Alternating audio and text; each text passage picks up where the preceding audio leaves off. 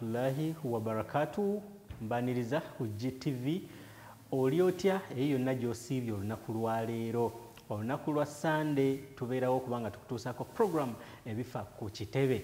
Sunday ewedde lwali lunaku lwa Idi. Abasiraamu mwali mu kulya nnyama, baali manzaali nga basanyuka, naye nga weekend yeekutambulidde etya. Ya wiiki ewedde tujjukidde nti yali ya Idi, kati ate eno yeekutambulidde etya? Kale ffe etutambulidde mu ngeri emu nti tusazeewo tujje tukutuuseeko program ebifa ku kitebe, era nga musasamula mbeerawo nnyo okubanga ssaawa 12 mpaka ssaawa emu ey'akawungeezi tutambulamu mpola mpola ne tulaba ebyo ebibadde ggwe gy'otabadde. Mawulire ga busiraamu eno program geekuleetera.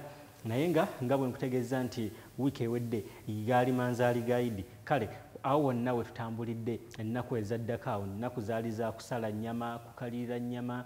Abawala abaseeka muyina engeri gye muyitamu, ennaku ezo muyina erinnya lye muziyita, naye nja kubuuza kuseeka gayira wanaabazze wano ku GTV okubanga abasomesa ambuli ennaku ezo baziyita batya. Kale ennaku ezo ezaali ez'okukalirira ennyama, abasiraamu twalaba mu ggwanga lyonna nga beejaga basala ennyama. Ebitongole eby'enjawulo byemu ku byenkuleetedde mu programu ey'olwaleero, era nga byotateekeddwa kusubwa tosubwa One Umma n'ebitongole ebigifaanana nga basala ebisolo mu bitundu by'eggwanga eby'enjawulo. Baaliko Embarara, baaliko wano mu Kampala baagaba ennyama, awo mu Kawempe division awo wonna, Wakiso baafuna ku nnyama. Kale beemu ku byenkuleetedde, ate nga n'abakyala w'abasiraamu yabaddeko e Butalejja baamulaze essanyu lingi nnyo. Abakyala b'e Butalejja muyina vibe, nze nabeegombye, muyina olulimi lwammwe neegombyewo kimu nti mukozesa nnyo leeta H mu bigambo byammwe byonna. Ekyo kyenna n'otinzeeyo. Kale ngenda kubanga nkomawo katini nnyo, tutandikira awo. Ozi yakunyumyamu mpola mpola, naawe abeera eyo osobola okuba nga oyiye engeri gy'otutuusaako amawulire ago agabeera eyo ewammwe tugategeere. Eno TV erina kuggyayo obusiraamu bwa Uganda.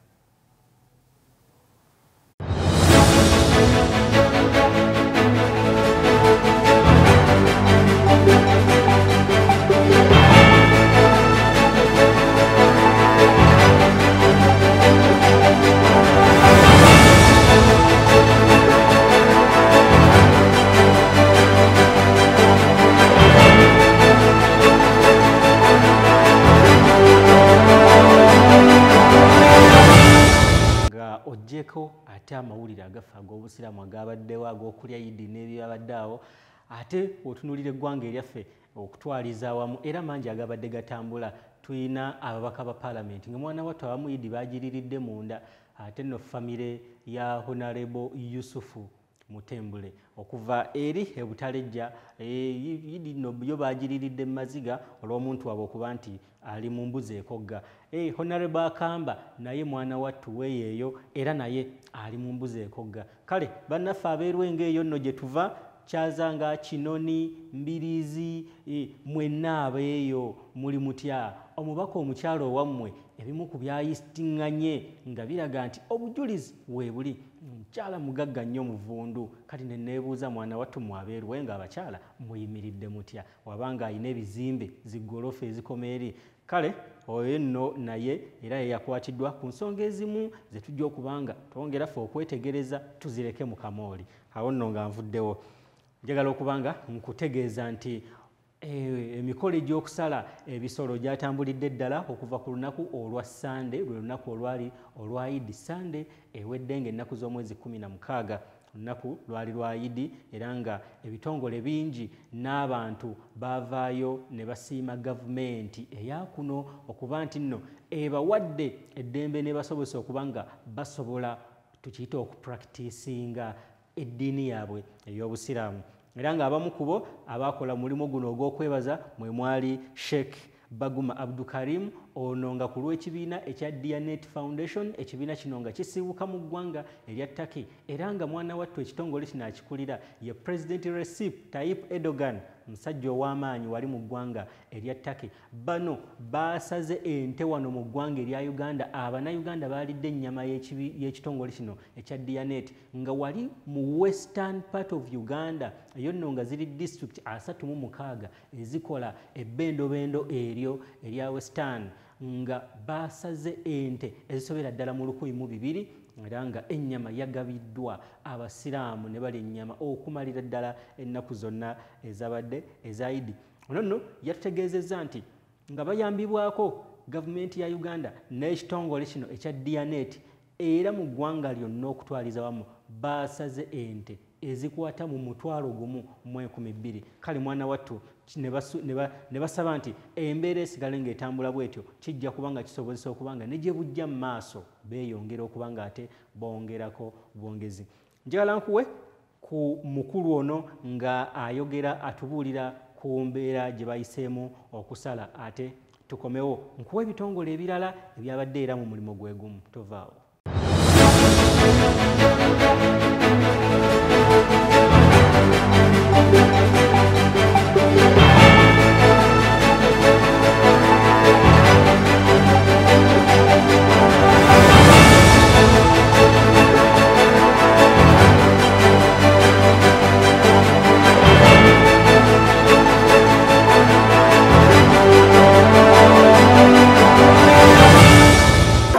أعوذ بالله من الشيطان الرجيم بسم الله الرحمن الرحيم الحمد لله والصلاة والسلام على رسول الله صلى الله عليه وسلم الله أكبر الله أكبر الله أكبر لا إله إلا الله الله أكبر الله أكبر ولله الحمد.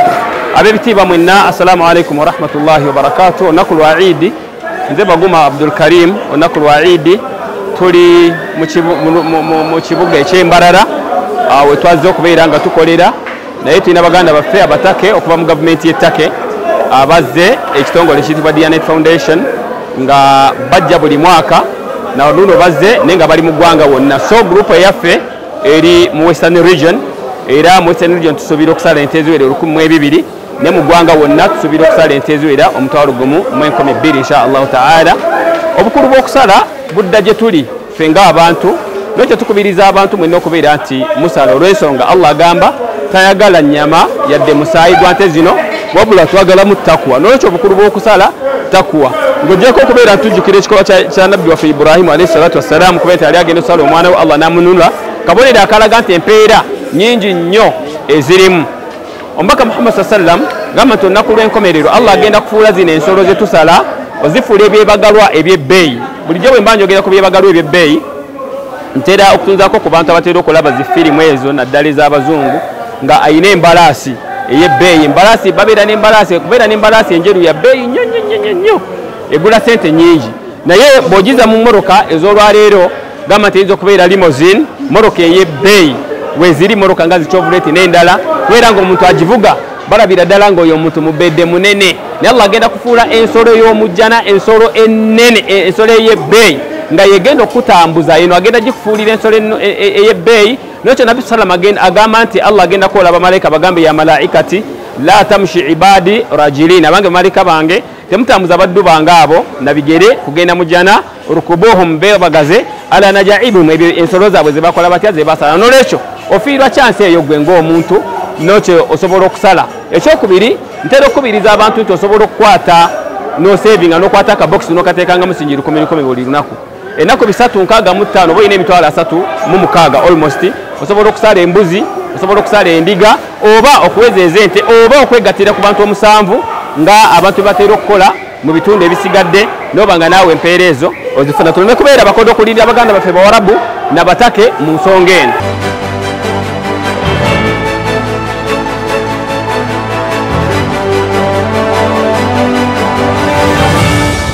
Kati ate we tukomawo wano mu Kampala mu kibuga ky'abayiribi capital city y'eggwanga Uganda ekitongole kya One Umma ekikulemberwa Hajjat Shania Kigozi bano nabo omulimu era bagukoze nga bulijjo wabikola tutera okumubaleetera wano. Hajjat Shania atamumanyi programu eno weggwera bweti sigalako sala magaribi komawo ku GTV otuule omukyalo oyo gwogenda okulaba nga akyazizza mukyala munne batusomesa ku ddiini y'Obusiraamu ye Hajjat Shania Kigozi era nga bano basaze ente ezaweredde ddala era ne bagabula ennyama abantu b'omu Kawempe walimu ekiswera mu kiswera kakasa abasinga temwaguza ennyama One Umma yakibakoledde yakirinnyemu awo kakati njagala okuba nga nkutwala nkulage ku One Umma kye yakoze wano e Kampala kugambye Idi kyabadde kijju bitovaawo.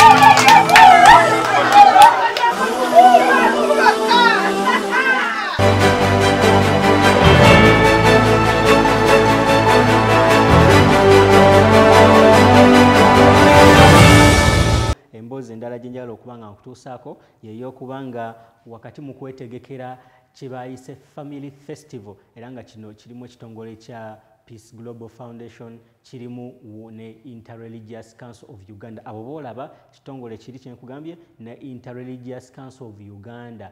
Kino kiyite omukago ogutabaganya enzikiriza mu ggwanga erya Uganda era nga kirina woofiisi zaakyo wali e Namirembe mu Lubaga Division. Bano baategese omusomo gwe tutwaliramu famire oba oguzingizaamu famire, abaana, taata, maama, bute basobola okuba nga babeerawo ne bawangaala mu ngeri ey'okuba nti bakolera wamu okusobola okubeera n'amaka amalungi.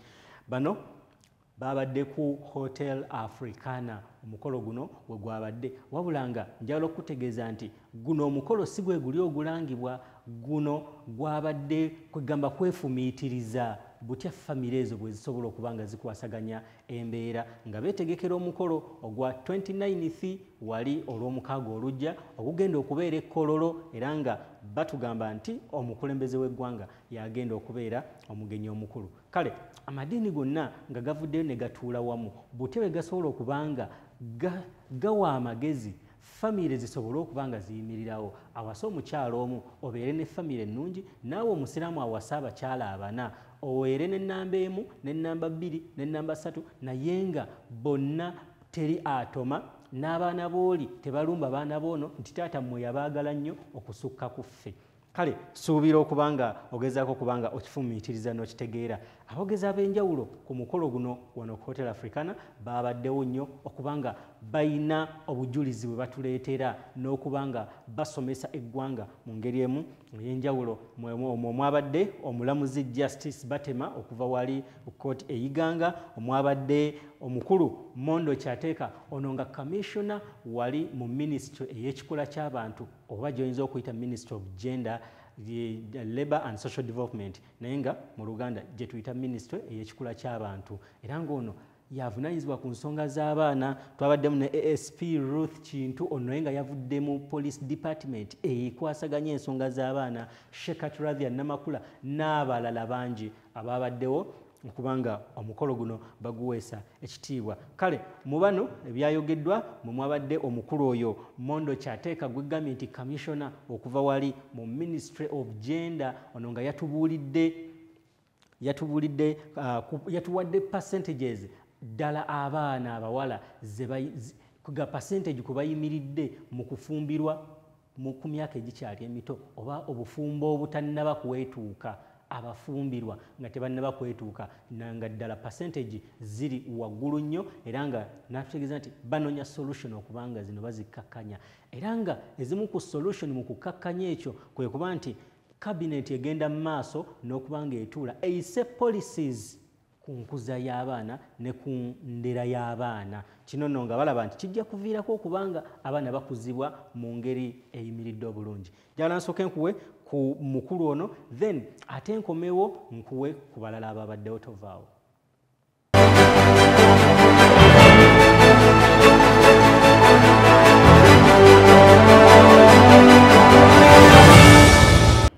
Government established a Department of Culture and Family.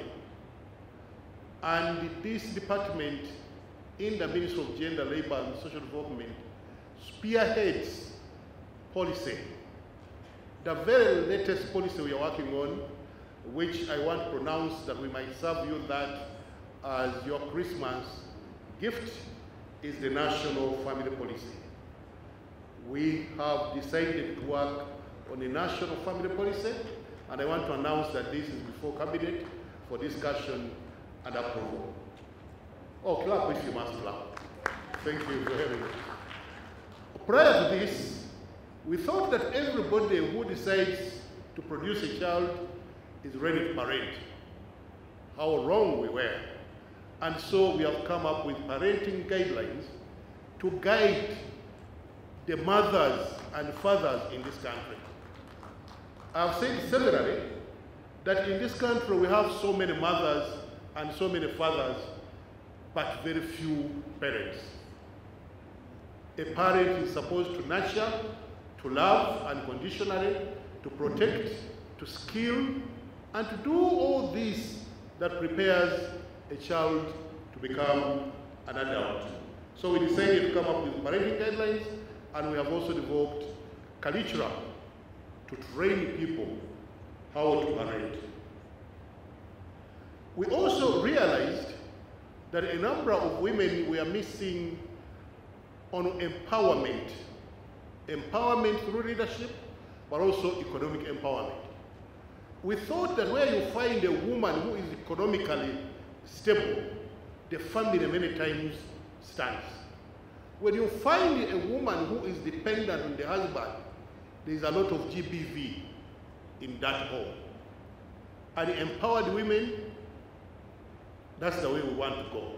And that's why, even in another constitution, Article 32 of the Constitution talks about affirmative action, and Article 78 of the Constitution provides for women presence in Parliament.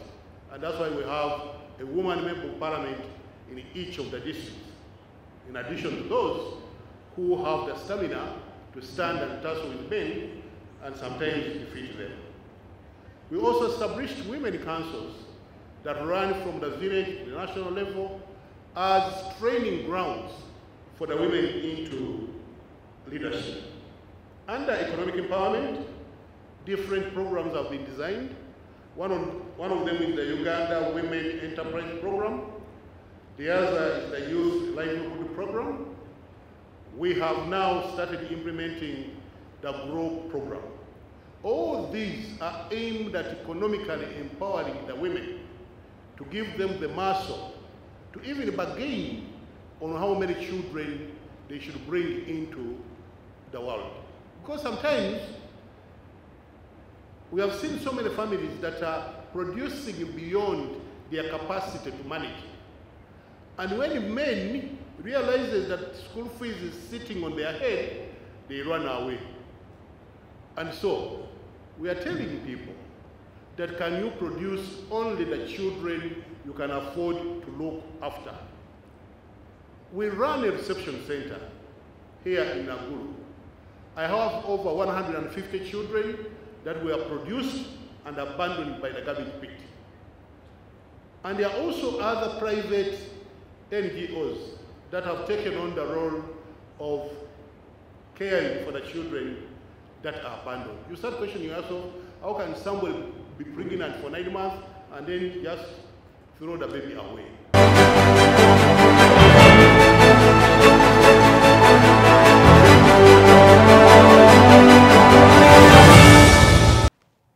Kale kati ate ye SSP Ruth Kintu ono nno nga yavudde mu poliisi ya Uganda wabula mu department ekwasaganya ensonga z'abaana. Omukyalo ono naye yatunnyonnyodde bingi ng'ebimu ku byo ebyabadde mu kwogera kwe.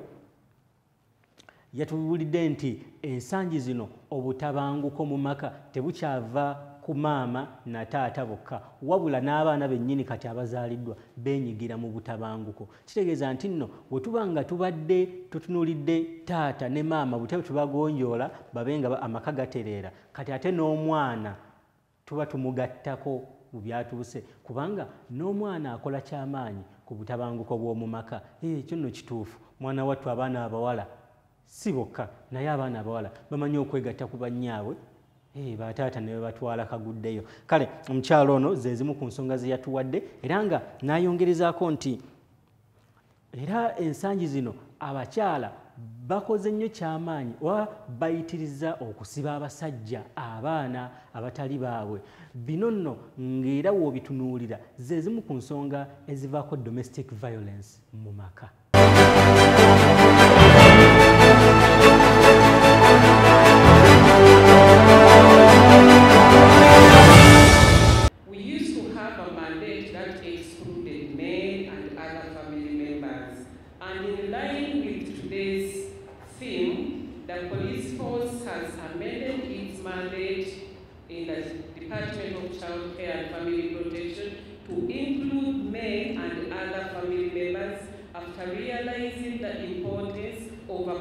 Family, the African family, in the struggle to see that family relations are settled and stabilized. In our day-to-day work as a police force or as a Department of Child and Family Protection, we encounter challenges. The challenges come from society where even us come. Some of us are victims, some of us are perpetrators, because being on uniform does not exclude me from being a human being. So what Jane can do in Katanga, a police officer can always do. However, as a department, these are some of the challenges we have, especially as regards to family. The level and the rate at which parents are abandoning children is alarming. Every day we are called police, there is a one-day-old child abandoned here. It is so touching. We really have to do so much as stakeholders to see that children can survive. I always tell people no one applies to be born, but it is really touching to find a one-day-old child dumped at a garbage site, dumped in the stretches. So abandonment of children, we see children on the streets increasing. Child offenders, the rate at your worship, the rate at which juveniles are involved on the wrong side of the law is also touching. The head family criminal division of the High Court, Justice Morton, of late has been handling serious files involving children as the suspects. We call them children in conflict with the law. It is really touching that they've moved away from snatching phones and bags. They are now committing capital offenses like murder, robbery, naming those serious ones. You would hardly imagine that they can be committed by children. The rate of domestic violence. Domestic violence has so many forms. Economics, emotional, social, sexual, physical. It is so touching. We receive so many cases of domestic violence, and the perpetrators are children, women, and men. It is no longer men who are perpetrators of violence. We have disputes relating to property, and this normally happens upon the death of the household head, especially the patriarch, because generally women hardly own property in their individual capacity. So mostly property in our African setting is owned by the patriarch, that is the man. Upon their death, because of associated LCs or branches, we see conflicts arising out of property are also increasing. And this is what's said by unclear succession arrangements by the individuals. I'm a Muganda, I come from Uganda. There is a mentality among the Baganda that if you write a will, you are almost calling death to accelerate. Once you write a will, as if you are calling death to come nearer. Maybe it would have come 10 years ago. It will accelerate and come near you. We have an emerging challenge of DNA, infidelity, cheating among formally married and informally cohabiting couples that has led to birth of children whose paternity, especially paternity, is an issue.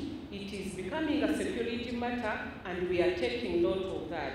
As police, we also recognize challenges of family failures among the young population and the elites.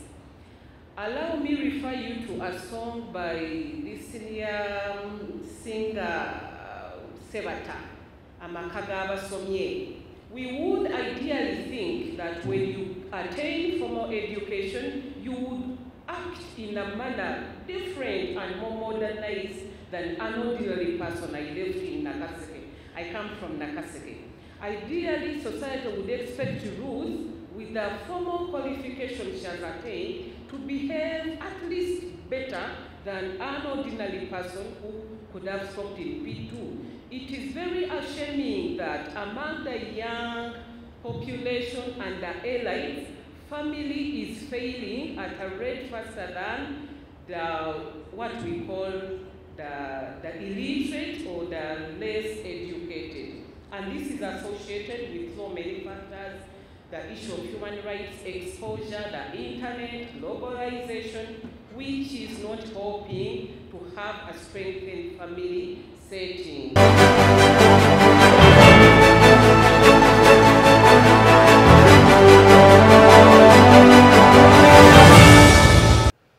Kale kati ate ye okuva ku Uganda Muslim Supreme Council ekitongole ekitwala obusiraamu bw'eggwanga Uganda Shekatirathia Namakula ono nno nga yenna abakyala oba secretary ow'ensonga z'abakyala n'abaana mu ggwanga erya Uganda. Ono naye yabaddewo nnyo mu mukolo guno era atunnyonnyodde ku nsonga zino nga bwe zaabadde ku Hotel Africana n'omulamwa gwe batambuliddeko naki ebyo bye basuubira ebigenda okuva mu nteekateeka zino zonna ze balimu nga Interreligious Council of Uganda. Kale ngenda kuba nga nkuwa Shekatirathia Namakula abe nga omuwulirako, naye oluvannyuma lwa Shekatirathia ngenda kuba nga nkuwa omusawo ono ayina experience ya myaka 40 ng'ajjanjaba, Dr. Stephen Watiti awandiisa ebitabo bingi ku mbeera z'obuntu butya busobola okuwangala n'obulwadde obw'enjawulo. Njagala obeeko kyoyiga mu bigambo bya Dr. Watiti we tuvaawo ate tukomewo tube nga ate tutambula mpola mpola. Essaawa yaffe ennamba tugikube.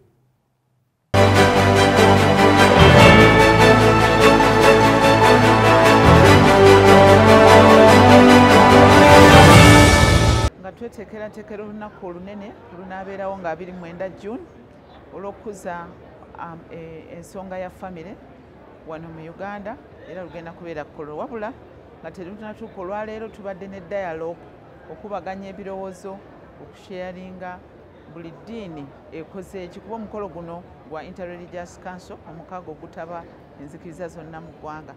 Tubadde twogera ku by'omu kyakoze era ki ekiganye na kiki ekiddako, tukoze tutya okugenda mu maaso. Wano tubadde n'amadiini gonna ageetaba mu mukaago gw'enzikiriza gwa Interreligious Council era twogedde ebintu bingi nnyo. Ffe ng'abakyala ku Supreme Council tuli proud nnyo nti nno tulina structures ezituuka wansi ku muzikiti. Ekintu ekyo tekibadde kyangu naye twakifuna alhamdulillah. Abakyala bakiikirirwa kati mu General Assembly, abakyala bakiikirirwa mu management ne mu Directorate ya Sharia mulimu omulamuzi omukyala. Ebintu ebyo tebyaliwo era twebaza Allah nti yabituwa. N'ebirala bingi bye tujja okusharinga. Twegambye tukubiriza abakyala okuba nga bettanira programu za gavumenti ng'eya PDM, bonna basome. Kati n'abakyala basiraamu mu maofiisi mwetuli ate ekinsanyusiza nti bwe tuba tugenda okukola mu maofiisi ne hijabu yaffe tubeera nazo. Tumiddeko abakyala mwenna abakola nga mwambala hijabu. Wassalamu alaikum. 1,000 children, and especially girls, are infected with HIV every week. And most of the people who are dying are men. And the men don't want to come for treatment. When I get, sorry to use my brother in front, an imam who has HIV, and I tell them to go to Kibuli, they say they don't want. They have to send them to Rubaga. When I get somebody from Rubaga who has HIV, they can't go to Rubaga, I have to send them to Kibuli. So I realize there is a big problem. How do we stop this? So, in short, what I've been doing with my bonus life, and know by the way I was dying in 1999 when I was 7. Now I'm 71. So for the last, as you can see, I'm not dying. I check my health every year. I check for HIV. I don't check for HIV because I know I'm HIV positive. I do what they call a viral load test. A viral test gives you results which say your viral load. Viral load is the amount of HIV in your blood is undetectable. So my blood doesn't have HIV openly. HIV is hiding somewhere, but in my blood they don't see HIV. And because of that, I don't fall sick. I don't have TB, I don't have cancer, I don't have meningitis. I lost my wife, whom I married when I was 32. After 8 years she died. I stayed alone for 11 years. I went back and remarried. I've been married for 18 years. Yes, you can clap. At my wedding, God wanted to come. We put our wedding on a Friday afternoon, that all saints. Invited the people, but the church was full. We wanted to come and see people who were committing suicide. Some of those who have died, and my wife and I are very healthy. I said this not to embarrass any person, but I said this because we have a big problem in our country. As I finish, we have a big problem. we still have very many new infections among what we call adolescent girls and young women. Adolescent girls and young women are bearing the brunt of this problem every week. 1,000 of them are infected. We are a Christian country, I'm told. We are a religious country. We have a lot of Muslims, people who believe for faith, but we are having these children. We have about 5,000 babies infected every year in Uganda here. No child is infected in the country where the Prime Minister is a homosexual. I'm not saying homosexuality is right, but what are they doing right which we are not doing? How come we're infecting our children? It's a shame on us. This is what I want to show. So I'm here on a mission, and I write every week. If you check in the New Vision, that first book, I keep writing it. But I published a second book this year. It's called Conquering HIV. I talk about how I have lived with HIV for over 35 years, and yet I'm not dying of the disease. Not that I'm proud that I have HIV, but I have HIV. You may think I'm an immoral person. Well, those are your opinions. But I'm a Christian, I'm a Moroccan. I never had sex before I got married, but I got infected with HIV. I don't know how. And I'm here. Recently, when I turned 70, I started writing another book. So recently, when I turned 71, I launched my third book. It's called Aging Gracefully. And you can see I'm doing well at 71. If you bring 71-year-old Ugandans, I will outrun them and come back and find them on the way.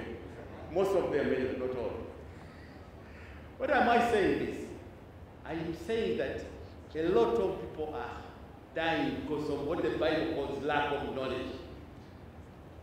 In Hosea chapter 4, verse 6, the Bible says, my people perish because of lack of knowledge. My wife, Margaret, died at 35 because of lack of knowledge. Never mind, she was married to a doctor. I don't want this to happen to you. I don't want this to happen to your congregants, church members, mosque members. In this book, although I write about HIV, I write about diabetes, I write about cancer, I write about high blood pressure, I write about mental illness. I've suffered from all those diseases. I'm a cancer survivor, I told you. Currently, my blood pressure, my blood sugar is also high, so I'm on treatment for diabetes. My pressure is also high, so I'm on treatment for blood pressure. And all of them are controlled, they are not out of control.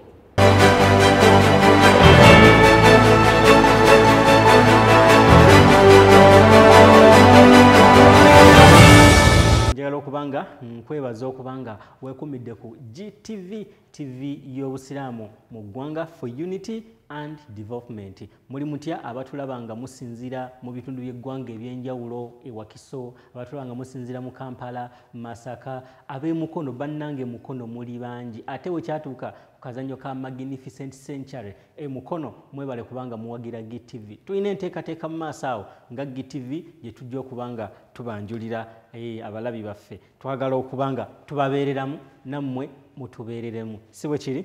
Kale emboozi gye njagala okubanga nkutuusaako nga n'akadde we kagenderera y'emboozi yakulira abakyala abasiraamu n'abakyala w'obusiraamu bwa Uganda, Hajati Sophia Kenyanji. Ono atongozza ekibiina eky'obwegassi mu luzungu ky'oyinza okuyita cooperative, nga kino kigatti ky'abakyala bonna aba disitulikiti ey'e Butalejja eri mu Eastern eri wansi ng'ogenda Mbale, Bukedi, eno Bukedi region, kati ab'Embale, abaawo Budaka, mwenna Kibuku district awo eya Butalejja mugitegeera bulungi.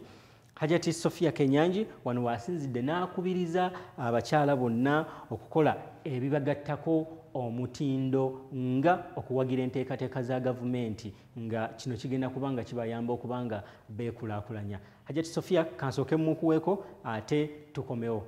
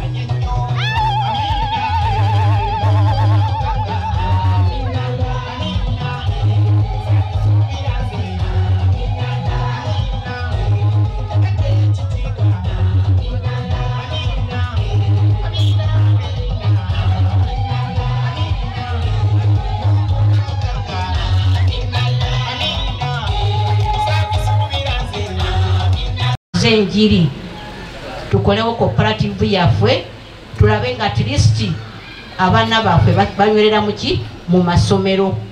Omwana omuwala watandika P1 tamalako P7. Bwe bamala P7 tebatuuka mu siniya. Bwe bamala siniya HS n'awalala tebatuukayo. Naye nga lwaki? Lwa mbeera. Ne tugamba nedda tulina okufuminga ekibiina cooperative. Naye nga cooperative eno tuli mu Busiraamu ne tubeera n'eri mu Mothers Union. Era kyova olaba wano mukyala Ddaka akoze azze. Oyo menta waffe buli wamu. Wetwamala tukola ne tulondamu obukiiko ne tujja tugenze nga tukola emirimu mingi nga wobirabaawo mu memorandum mujja biraba. Ne tugamba nedda tulina okusitukiramu kuba bano abaana baffe olwaleero we tuli enkene tuliiwo. Nze we nali nkula taata yaŋŋamba nti woba ogenda okukola ekintu otegekanga ebintu mirundi mmeka? 3. Nti obeeranga n'amaanyi. Kati we twatambula ne tulaba amaanyi be bano bamemba boolaba bano bonna tukola ago maanyi.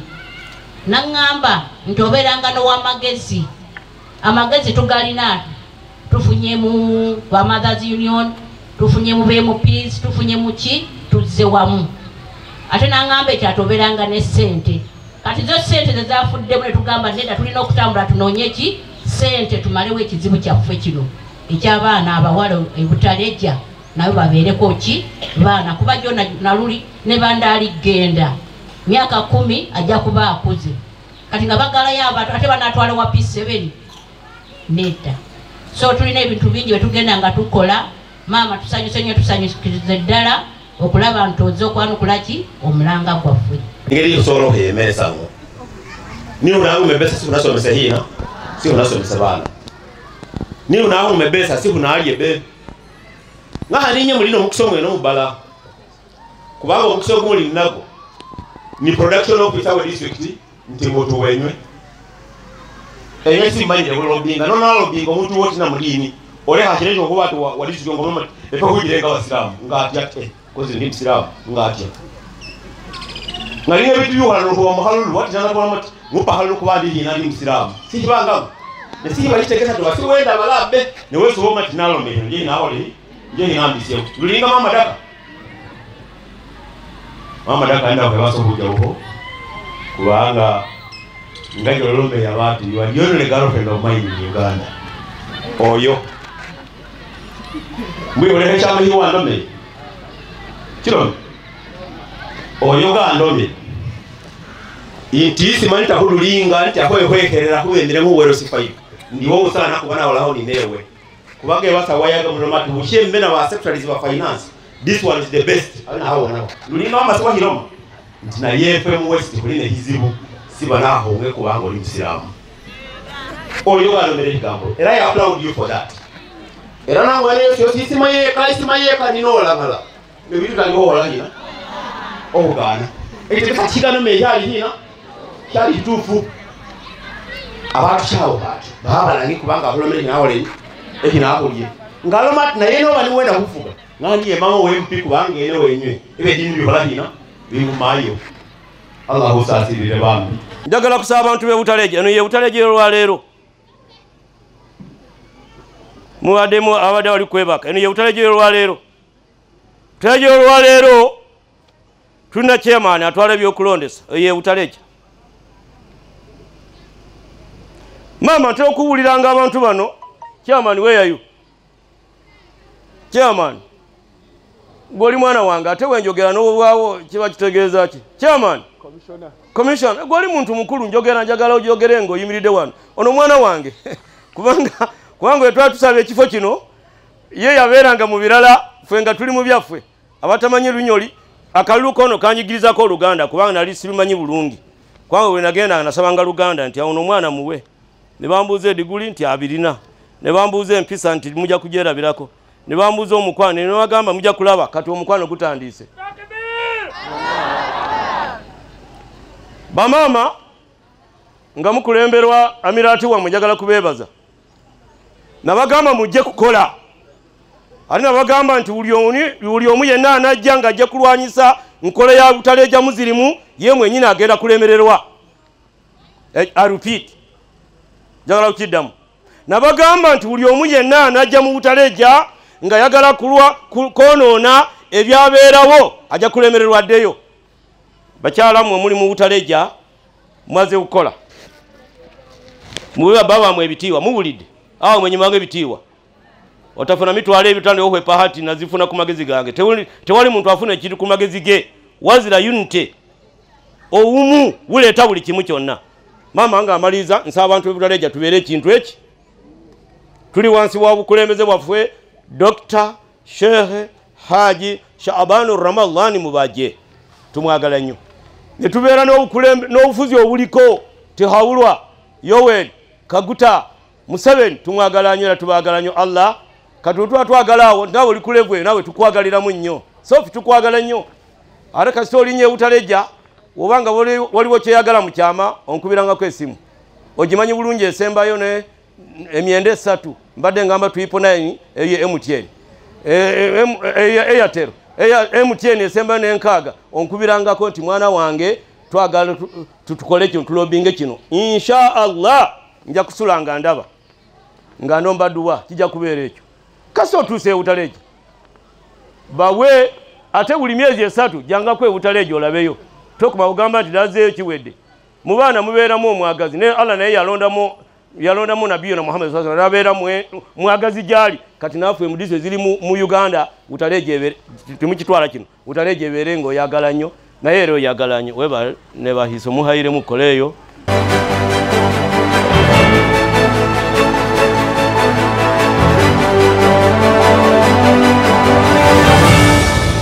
Nga tukyali Butaleja kati ate ye woman MP owa Butaleja district akiikirira abakyala mu parliamenti y'eggwanga erya Uganda Honorable Nebanda Andiru Florence ono yakalatidde abakyala okubeera okukulembeza eddiini kino kibayambe okukuza abaana ku musingi omutuufu.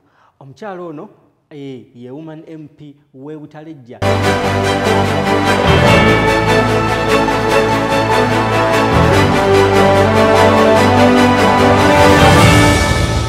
Olunaku lwaleero lwa ssanyu olw'ettendo okuba nti togatiddwako Hajat Sophia okuva mu National Uganda Supreme Council ne ttiimu evudde ku regional mu Busiraamu ne district card ne executive ye wano ku offices zaffe nga tulaunchinga cooperative ey'abakyala abali mu Busiraamu tweyanzenge eri National Supreme Council of Uganda okuba nti batuwadde Hajat Sophia ajje atukyalireko ng'abakyala okutuyamba oba okutuwaako amagezi mu nsonga ezisinga obungi tulabike nti tubaako ne kitweyongezako oba ne kitwongeza mu bitundu ng'abakyala bingi ekibiina kino bye kisuubira okukola era tweyanziza obukugu oba amagezi ge batuwadde okutwalira wamu ne office ya district card w'e Butaleja kituzizaamu essuubi kituzizaamu amaanyi era batugambye abakyala twetanire nnyo okukola tube nti nga tuyambako abasajja mu nsonga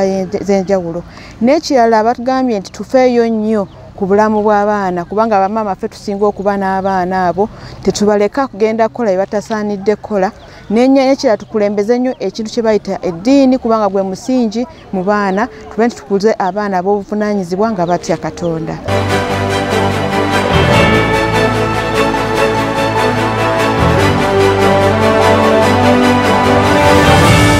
Bismillahirrahmanirrahim.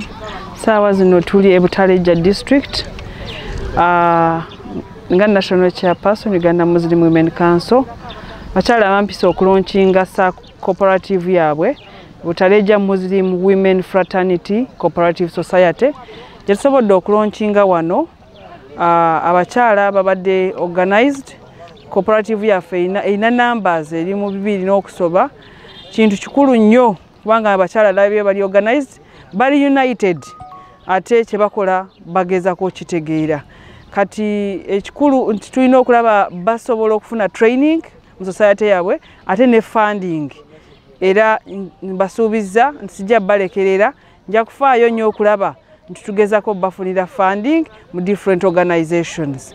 Abakyala balina emirimu gyabwe gye bakola bali very productive. Abakyala balina ennimiro zaabwe balina amaka gaabwe ate abakyala bakozi nnyo era nsaba alaba abawuliriza tulabe nti abakulembeze ab'ekitundu era tubadde ne honorable w'abakyala honorable Nebanda tulabe nti abakyala tubakwatirako babeere nga batambuza saako yaabwe beekulaakulanye kubanga omukyala bwe yeekulaakulanya amaka gaba gavaayo omwana aba ajja kusoma omukyala aba asobola okusevinga ate n'ateeka society oba household in order kubanga n'abakyala bwe tugatta engalo n'abaami baffe tuba tusobola okweyimirizaawo waliwo amaka households eziri single mothers ate abakyala bonna baba baagala kukola balabe nti bayimirizawo famire zaabwe abakyala tufeeyo okulaba nti twegattako ku mutindo abakyala omutindo si ssente eziri awo nyingi naye okulaba nti tukola ebyo ebintu ebisobozesa okulaba nti twegattako omutindo ne tubeera nga tuli mu development and growth. Gavumenti yaffe efubye nnyo okulaba nti eteerawo PDM Parish Development Model era nkubiriza abakyala okulaba nti Parish Development Model bagifaako nnyo oba beetanira nnyo the model okulaba nti nabo bafuna ku ssente zaabwe. Bakyala okufaayo okulaba ku abaana baabwe okukuza abaana obulungi. Ennaku zino tuyingiriddwe emize emibi egiveeyo mu mawanga amalala. Emize emibi ey'okulya ebisiyaga ng'abaana baffe bali generation zigenda zoonooneka.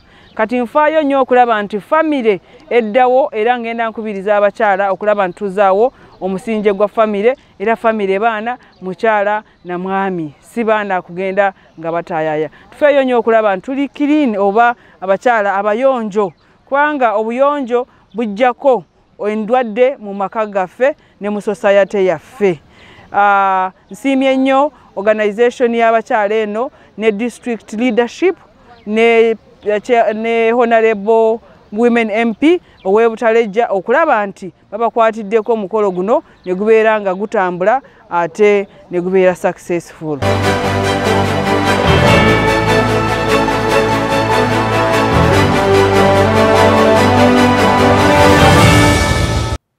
Kakano nga nkusiibula njagala okutegeeza nti programu za GTV zikyatambulira ddala mu bungi era nga wetuva wano mu programu ebifa ku kitebe tugenda mu programu ey'omukyalo omusiraamu kale tuyina akazanyaawo ku ssaawa 2 oluvannyuma lwa adhaani tuyina ddaawa tuyina firimu tuyina mpaka olunaku gye lujja okuba nga lugendera kaakati nga tuvudde mu yidi abasinga mwasadde nnyo mu biseera bya yidi eddiini ekugamba nti olunaku osaala emirundi 5 ddala yidi we yaggwa waddamu okusaala oba walya ennyama n'obivaako nga tonnakaaba bizibu bingi bikutawaanya mu nsi eno ssente okubula sooka weebuze gwe ku sayidi ya Katonda oyimiridde otya we yakugamba okusaala gw'osaala we yakugamba nti nno fukamira onsabe omusaba oba waakuwa ate oyimirira n'oyita kuli weepankira ku bantu n'obatendereza nga bwe bamanyi okulinnya takisi ennyingi mu paaka gwe ng'ate